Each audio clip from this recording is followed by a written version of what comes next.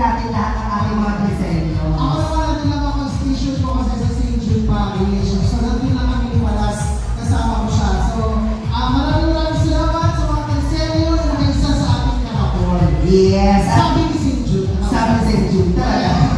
At sinundan na October 25, October 26 ang hapon ito. Nagkaroon tayo ng Panahon Pinoy na kung saan yung bawat barangay sa ating lungsod ay nakasama natin yung ulit balikan yung mga panahon na sinaunang panahon. Mga sinaunang panahon. Like Kadang-Ana, Palusedo, mga Lahat Lumil, Hulikakari, Gadong Boxing, at ang ating overall champion today ang Barangay Nanilara.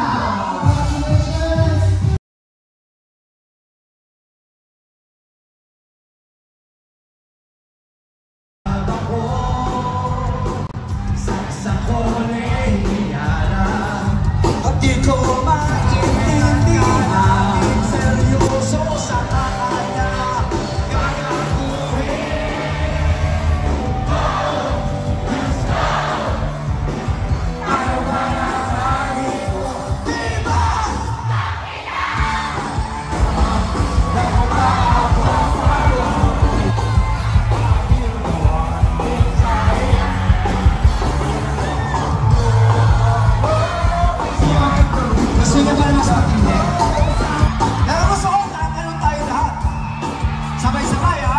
Okay, ha? Intihan mo